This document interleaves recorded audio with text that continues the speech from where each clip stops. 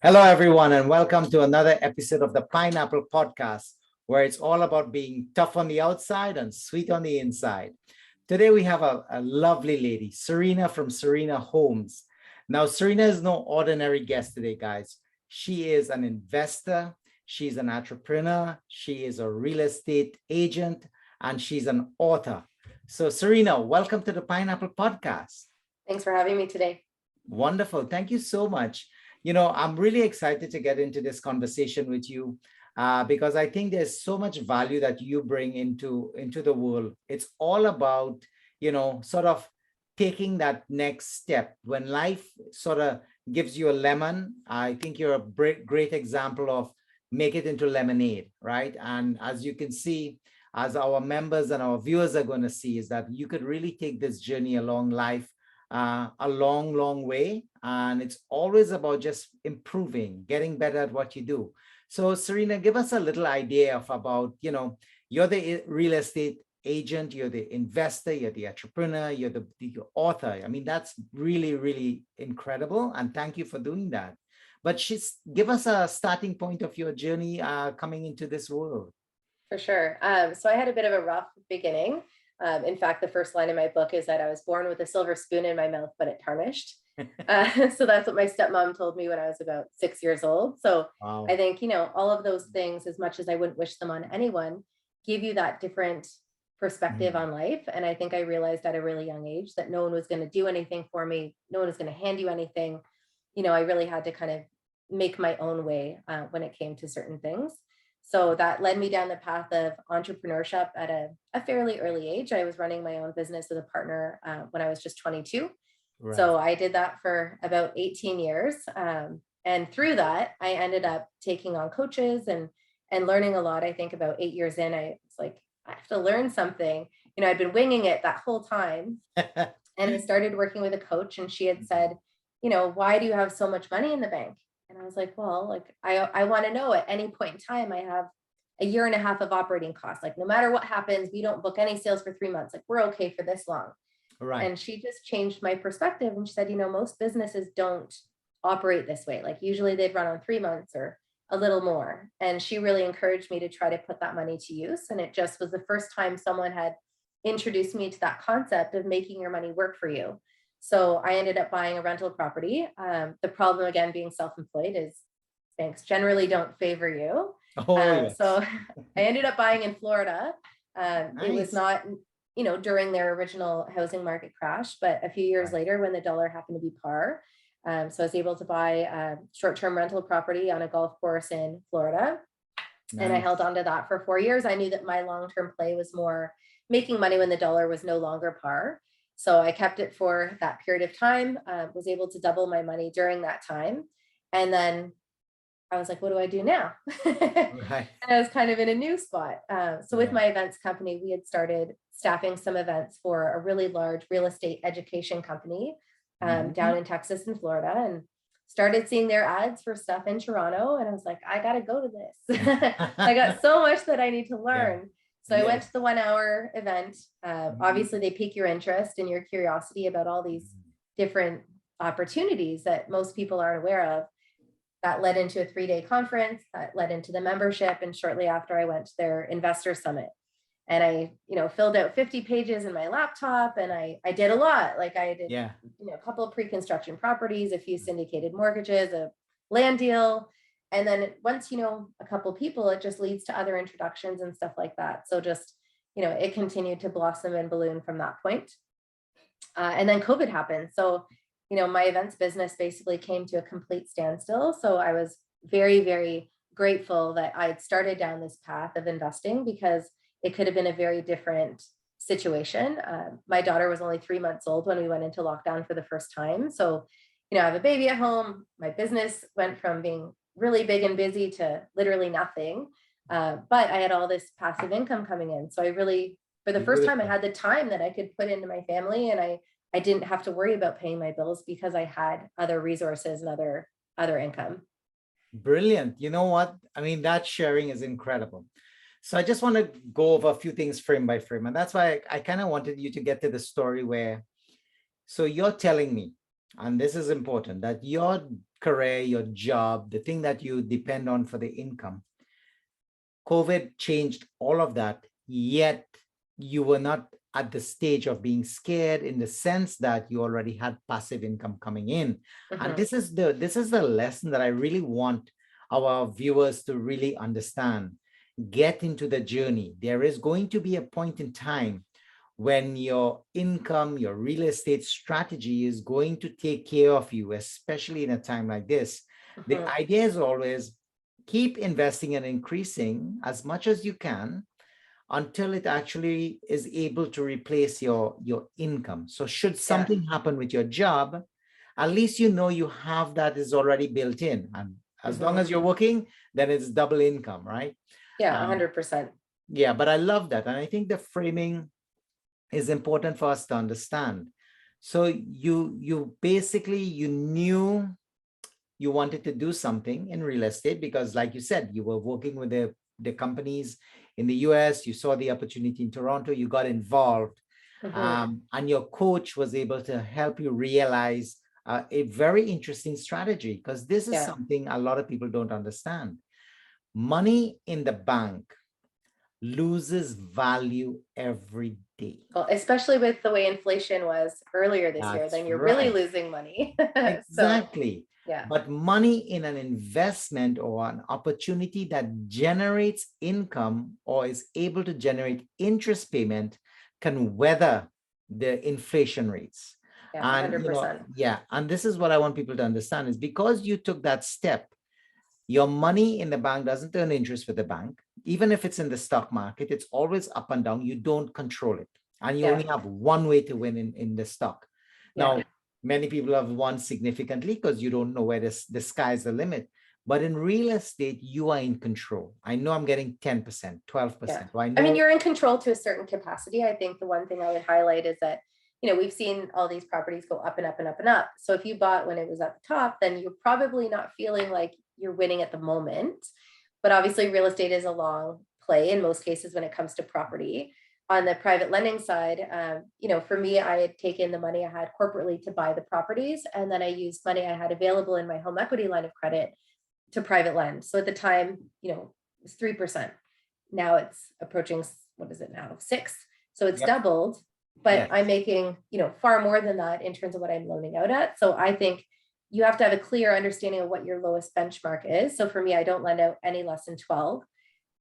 Some have been as high as 17. Some have even been higher, like 20 to 25. It really depends on the circumstance. But you have Right. to know that you're going to be okay. Like the interest is going to go up. Yes, you're going to make a little bit less every month, but it's not like it's so close that I'm going to be losing money. Like it's highly unlikely that the Bank of Canada is going to raise things up where you're hitting 17%, right? I mean, it could, like, touch wood. Hopefully that doesn't happen, but it's unlikely they'll get to Yeah. that point like they were in the 80s, right? So you just have to understand, like, what's coming out, what's coming in, pay attention to all of those payments. Fair enough. I mean, that is exactly true. And where property ownership is concerned, even if the interest rate goes up high and your cash flow is eroded, you're still winning because you have the tenant paying that money. You're going to get principal Mhm. recapture.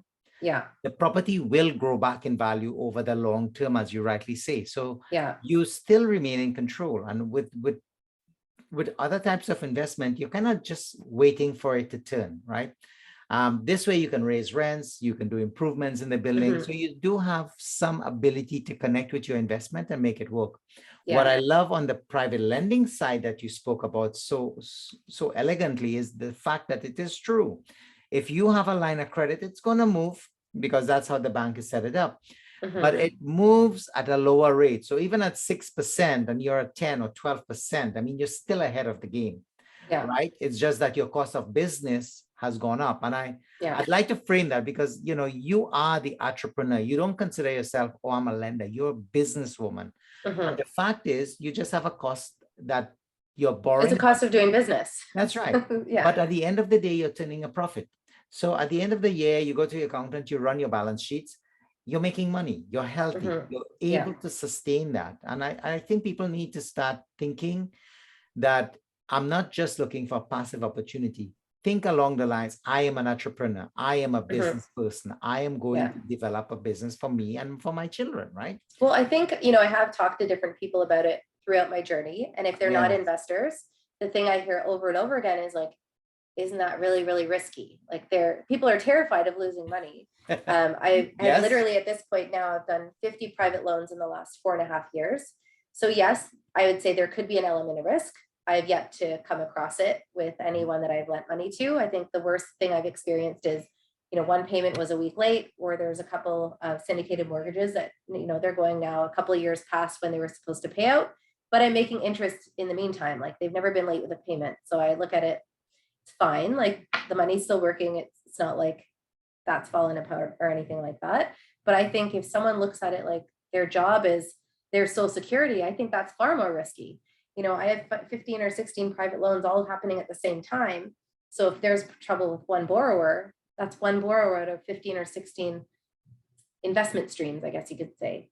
If you have one job and your job goes under tomorrow, like, what are you going to do? Right. So I think that's just a different way to look at it. And I wouldn't say, don't put all your eggs in one basket. I always divide things up and start slow. I started with 2 or 3 loans in the first year of investing, and this year I've done 23. So you have to still do your due diligence. You still need to be cautious. There's been opportunities I've turned down because there was something about it that I didn't like. Right. But I think just by diversifying your risk is how you really protect yourself. Correct. And maybe we can talk about that, unpack this a little bit, because what we're talking about is risk management. So to frame things into context, if you're in the stock market, if you're into mutual funds, you're still, the first thing they ask you, what's your risk tolerance? So no matter where you're putting money to invest, you need to understand your risk tolerance. What I like with this type of private lending is you're in the same boat. You need to understand your risk tolerance. And again, risk to reward, right? If I want the 17%, then I'm taking on a bigger risk. But I like what you said is that, you're calculating your risk to the point where in most cases, your investment or your loan to that investment may not have paid out on the same day, but it's extending the time, but you're collecting interest. So your money is still growing.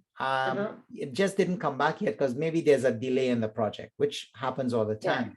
But the fact is that that particular investor is committed to ensuring that you continue to earnings, right? The money that you're getting. So I really like that for sure.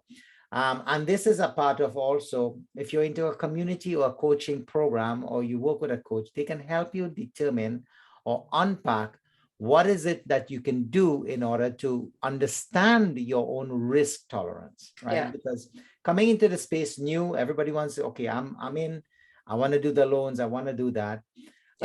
But you got to make a starting point. As you do more, you're going to get more and more comfortable. And, and then you can start hitting those 50 mark amount of transaction.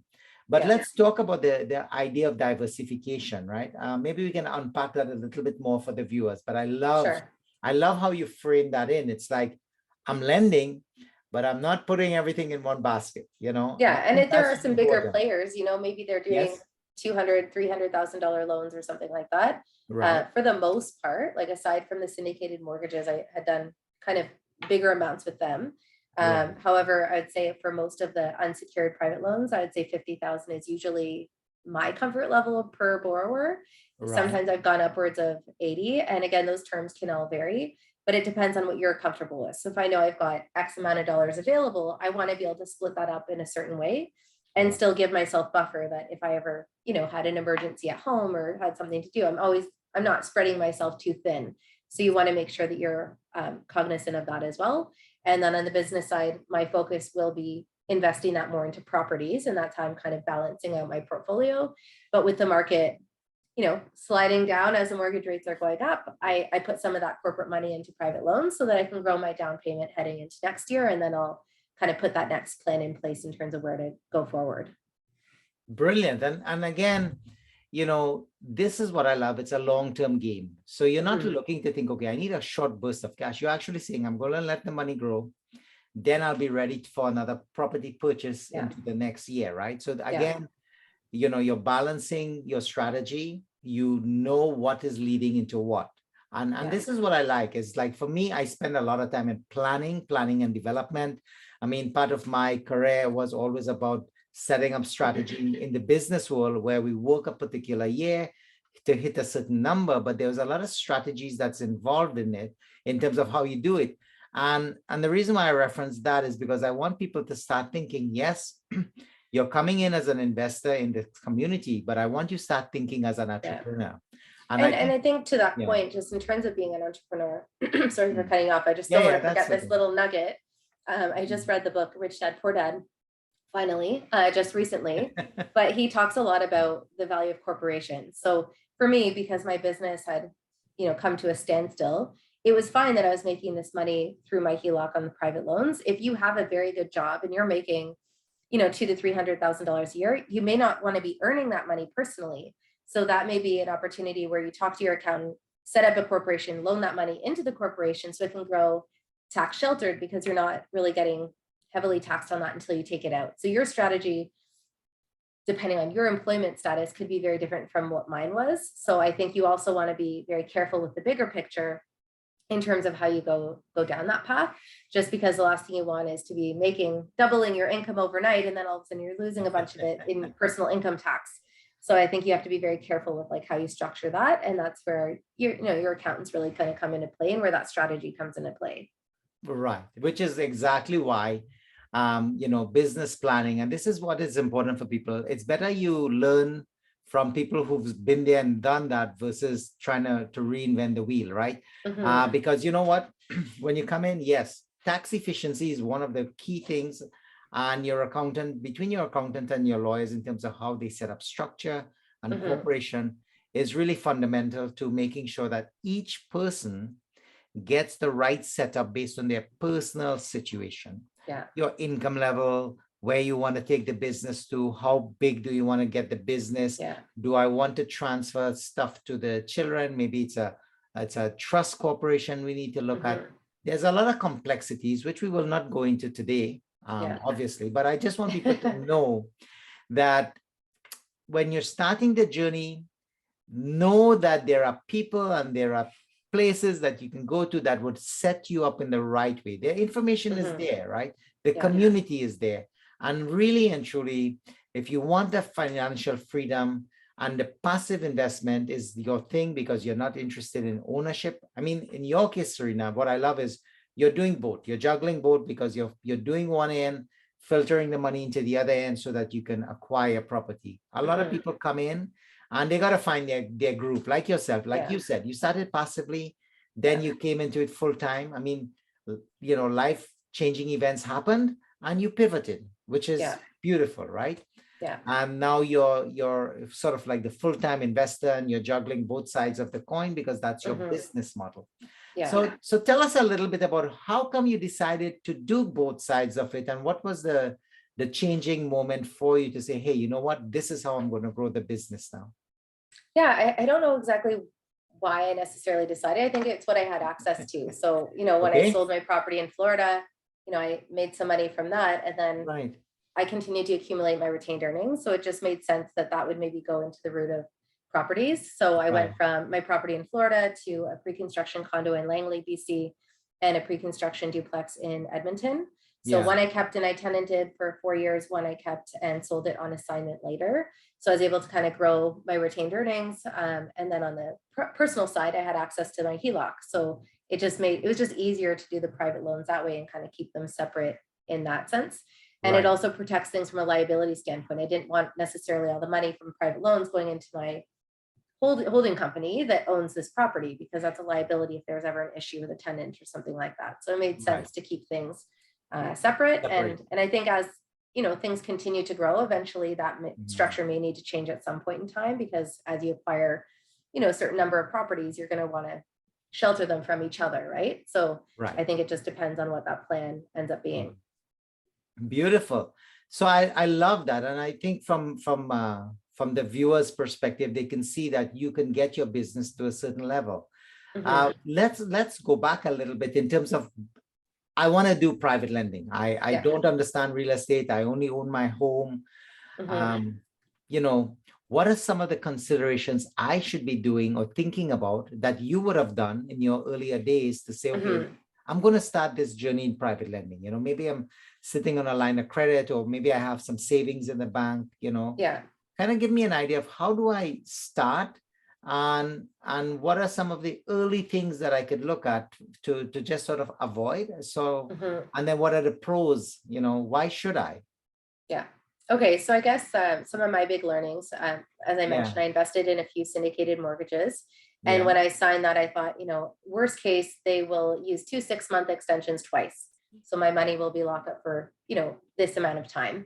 Right. We're about 2 years past those 6-month extensions expiring. So it's more than double the term length that I'd expected the money to be tied up for. Okay, so let's stay on that a little bit, because that's huge, right? It's huge. And for me, it was okay. Like I didn't need that money back right away. But if you were really expecting that money back or needing that money back, you could have a very different perspective on that, right? And there's reasons as to why it got delayed, but that's one thing. Just that was an extreme example of something that could be delayed. So just expect, kind of like plan, hope for the best, expect the worst. Like it's not like it's not being paid back, it's just very indefinitely delayed because they're doing a capital raise. Are they continuing to earn interest, or they've stopped? They are.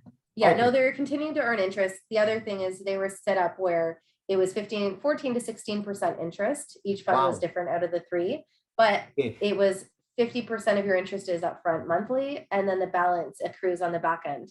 So now, like, we're going to look at 4 to 5 years of back end interest accruing.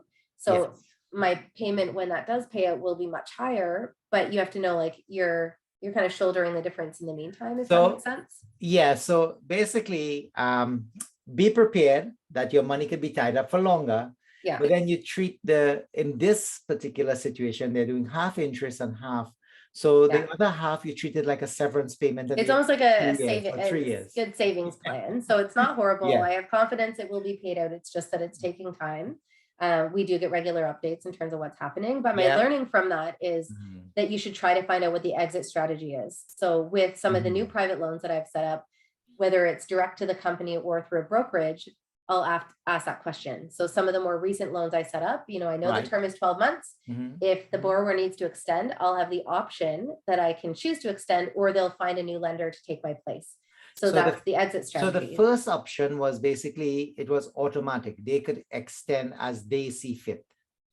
Well, it was only supposed to be for the 2 6-month extensions, but things happen. It just, as long as they're making interest payments, they can continue to defer it, I guess, if that makes sense. Right. So that's important, because and the reason why I'm kind of pacing it out is because, remember, most of the viewers here, they are sort of wanting to jump into the space. So this information is absolutely golden, and listen to this carefully. So they've written up in their contract, as long as they can continue making the payments, your money is secured, but it means that they determine when you're going to get the principal paid back, right? Yeah, exactly.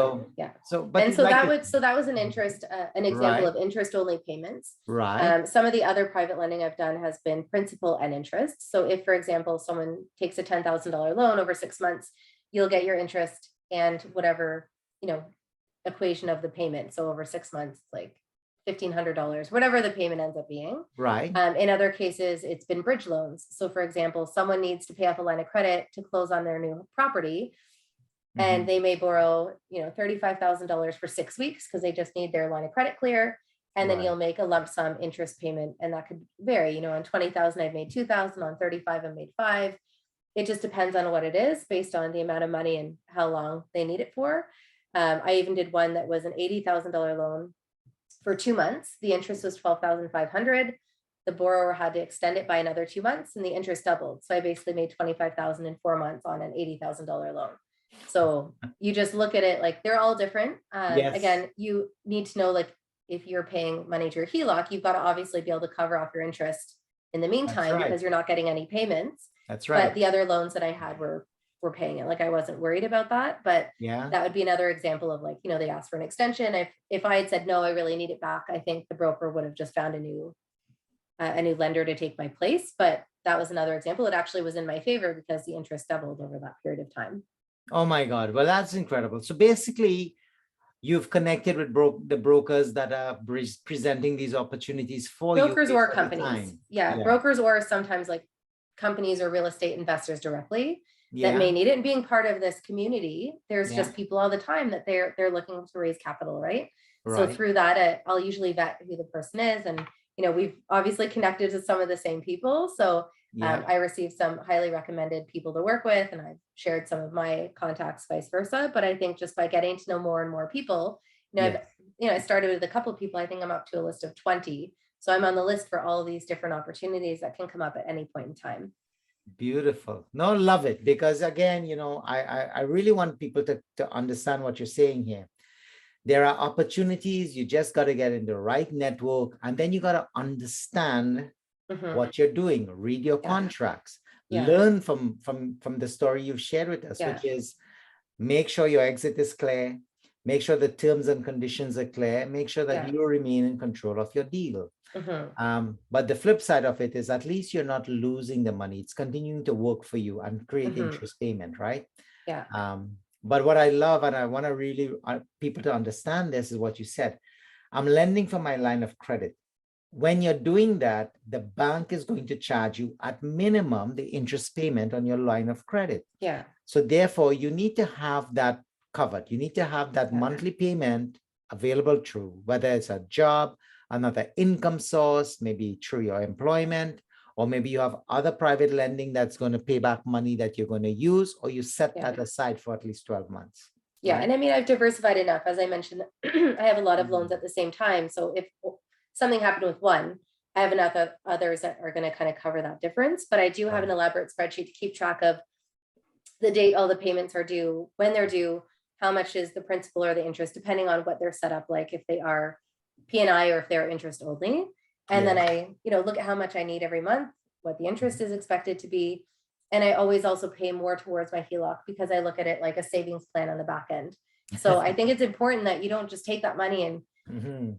go on these crazy shopping sprees every weekend. Like, I don't Yeah. necessarily think about it twice if I want to Yes. buy a shirt or something like that. But I do still Mhm. try to be very budget conscious and give Mhm. myself a budget every month for Mhm. discretionary spending and stuff like that, so that I know I'm Yeah. putting X number of dollars towards a HELOC on top of the Yeah. interest payment. Well, you know what, Serena, this is amazing. This is the first time I've heard somebody frame this, and I don't want to lose this.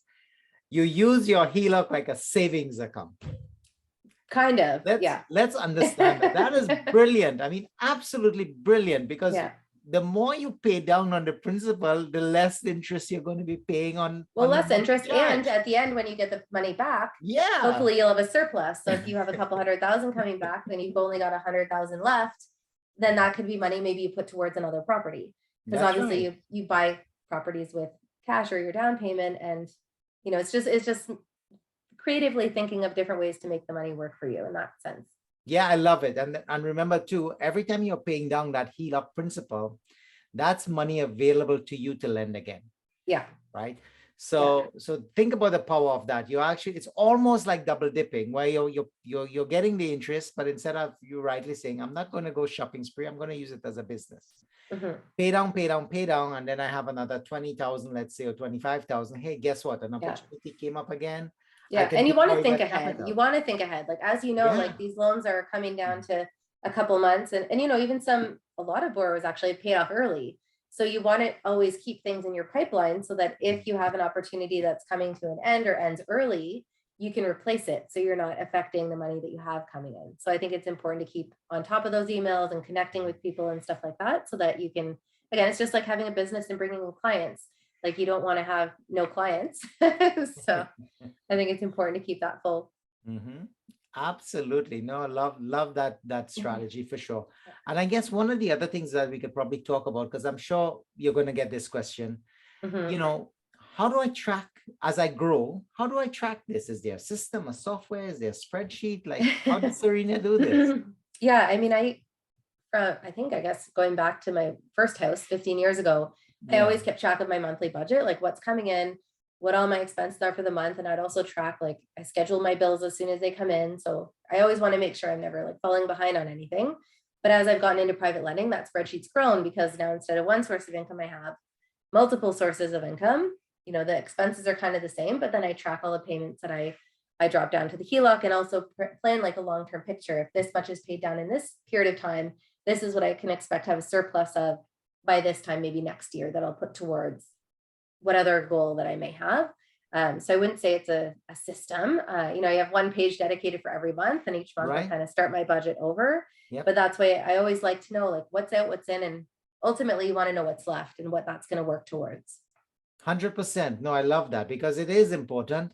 And I know a lot of people I've spoken to this, sometimes they struggle because it's new to them. And Mhm. so it's like, I have a blank page. I'm not an Excel expert or things like that. But I want people to just realize that actually the opportunity does exist to create it simply. And as Yeah. you grow, you know, you get people to help you Well, because and it helps to see it. Like sometimes I think yes. people spend every penny they make every month, but they're like, I don't know where it went. Oh And my I God. literally track all of it. Like I've been tracking our grocery spend, and I Yeah. can tell you like how much groceries have gone up in the last like 5, 6 years. Like we're not eating more. Like, you know, it's just really crazy when you look at like how that's expanded, but I keep track So, of that for. so how much has groceries gone up? I'm Oh, not it's even, like triple. It's triple. Like we used to spend an average yeah. of $600 a month. And I would Right. say the average month now we're spending between 2 and 3,000. Yeah. And And that's that's gone up like that since right. I think I've been tracking that for about 6 or 7 years, just because my husband and I kind of take turns on our credit card. So we always like try to Right. be kind of close every month. So that's why Yep. I started tracking it. And then I was like, oh my gosh, like it's really gone up a lot. So I think that those are expenses you can't control, like food costs, fuel costs, now interest rates and stuff like Yes. that. So you've got to keep a very Mhm. close eye on your money. Love that. And I want also people to understand this is why we say when you're keeping money, like if you're the person that's, I want the security of my money in the bank where I can see it and feel it. Yeah. Your money is worth less simply because your $600 bill went to $1,800. Mhm. And Yeah. that's what we mean by you lose value in your money. Yeah. And I'm Like, not saying there's no yeah. value in long-term savings. Like my long-term saving was like I dumped my TFSA into a land development deal. So I know that land, And you that's know, that's exactly it. The land, you put it into something that's generating income. yeah. When it Yeah. sits at a bank interest rate, you're not getting anything. So Absolutely. Like if you can take understand, something and yeah, grow, you know, at the time I put, I think close to 50,000 in, it's right, projected to grow to about 180,000 in 7 years. Then I can take that tax-free income I've generated and put it into another 2 or 3 land deals. So if, right. you know, that continues to compound over the next 20 years, hopefully that'll be around 1.2 million by the time I'm like 55 or 60. So if you left that money in the bank, you know, in comparison, that's a huge difference. It is. First of all, you get no interest, and then your buying power has gone down. So Yeah. understand that. You said when you're 65, it'll be worth 1.2 on that one investment. Yeah. Therefore, you've just secured your retirement plan with just Mhm. one deal. And Yeah. that's the power of understanding, learning, getting into why we do real estate and why Yeah. it's not only about just owning property. Yeah. It's all about finding the right opportunities. Yeah. Network. So, I mean, to me, Serena, I appreciate that line because, you know, a lot of people, Canada pension plan is not going to cover you in your retirement days. No. It's not 1.2 even going to cover million. your Yeah, groceries. So, exactly. $1.2 million, that can make a difference in your life when you hit yeah. 65 and the companies are no longer looking to hire. You know, that's the retirement. You want to go spend Yeah. time with the grandchildren or maybe traveling, but you've secured your future financially. Yeah, absolutely. So, so this is the power of the real estate investor. This is the power of becoming the entrepreneur. But more importantly, this is the power for connecting with the people.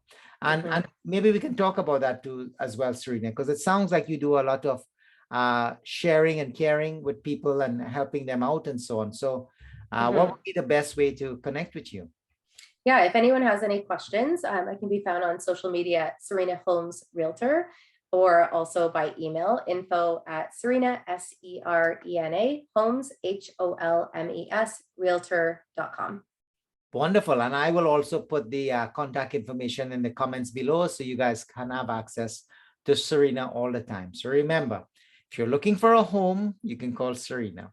If you want to learn about private investing, that's Serena. And if you want to understand entrepreneurship and get educated around it, her book is also available on Amazon. So, you know, you can definitely find Serena, who gives back a lot to this community. And I want to personally thank you for that as well, Thank you. because I've also found in my journey that the information is not readily available for people who want to really understand it until Yeah. they get into a network, you know?